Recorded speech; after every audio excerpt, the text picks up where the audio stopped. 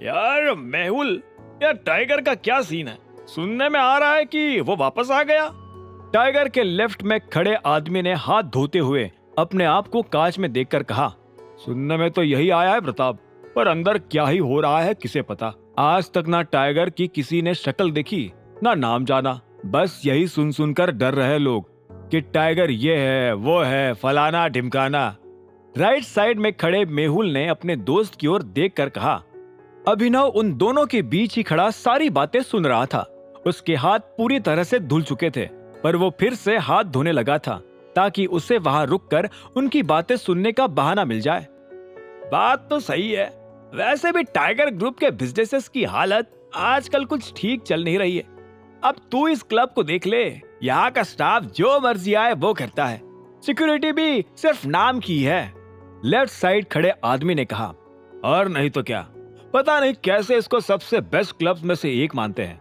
मुझे तो क्या लगता है ना भाई, टाइगर के दिन अब खत्म हो रहे हैं और दिक्पाल के शुरू होने वाले हैं। इससे पहले कि मेहुल और कुछ बोल पाता, उसका फोन बजने लगा और वो अपने दोस्त के साथ वॉशरूम से निकल आया। अभिनव ने भी अपना लगातार हाथ धोना उसी वक्त बंद कर दिया।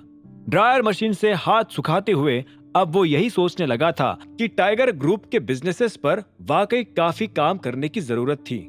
क्लब के हॉल में वापस आते ही अभिनव इधर उधर नजरें घुमाकर चाहत को ढूंढने लगा। उसे आखिरकार चाहत डांस फ्लोर के उस कोने पर दिखाई दी जहां बाकी जगह के मुकाबले अंधेरा ज्यादा था। हालांकि उसे गौर से देखते हुए ही अभिनव की आंखें भी बड़ी हो गई। चाहत को फिलहाल दो आदमियों ने घेर लिया था और वो उसे बार बार छुए जा रहे थे। अभिनव को गुस्सा चढ़ने लगा और वो तुरंत ही उन दोनों के पास जाने लगा। इसी वक्त अचानक म्यूजिक भी तेज हो गया, जिसे सुनकर अभिनव को लगा कि उसे जानबूझकर तेज किया गया है ताकि लोगों का ध्यान भटका रहे। Get away from me! चाहत अपने आप को बचाते हुए उन दोनों आदमियों को दूर करे जा रही थी। जब उनमें से एक इंसान जबरदस्ती उसके चेहरे के पास आने लगा, तभी चाहत ने उसे जोरदार थप्पड़ मारकर नीचे गिरा दिया। बदतमीज! I said get away! चाहत ने उसकी ओर घिन्न दिखाते हुए कहा।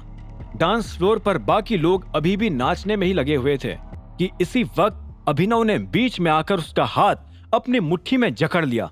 अपनी औकात में रह! कौन है बे तू? उस आदमी ने अभिनव की ओर घूर कर देखा। अभिनव भी उसे गुस्से भरी निगाहों से घूरे जा रहा था। उस आदमी ने भले ही उसे ना पहचाना हो, लेकिन अभिनव उसे पहचान गया था।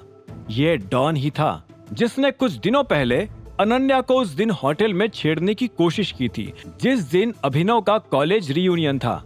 अभिनव इस आदमी को यही पीट पीट कर मार देना चाहता था, लेकिन वो ये बात भी नहीं भूल सकता था कि डॉन उसी का यानी टाइगर का ही आदमी था। आज छोड़, नहीं तो काट कर फेंक दूंगा। अभिनव की पकड़ से अपना हाथ छुड़ाने की कोशिश करते हुए डॉन गुर्राए जा रहा था। अभिनव गुस्से से डॉन के ऊपर चिल्ला पड़ा। हालांकि तेज म्यूजिक की वजह से बाकी लोगों को उसकी आवाज कुछ खास सुनाई भी नहीं दी थी। अभिनव का गुस्सा देखकर डॉन थोड़ा हैरान हो गया। उसे लगा कि जहां आम लोग उसकी शक्ल देखकर ही डर कर भाग जाया करते थे, वही अभिनव इस कॉन्फिडेंस से उसके सामने खड़ा था जैसे कि वो खुद ही टाइगर हो। यहाँ से निकल ले लड़के, नहीं तो हड्डी पसली एक कर दूंगा, डॉन ने अपना हाथ छुड़ाते हुए कहा। अभिनव का गुस्सा उसकी धमकी सुनकर और भभक उठा और उसने उसका हाथ मरोड़कर उसके पैर पर लात मार के नीचे गिरा दिया। उसे फिलहाल अपने एक्शन पर भी कंट्रोल करना था, क्योंकि डॉन आखिर उसी का ही आदमी था।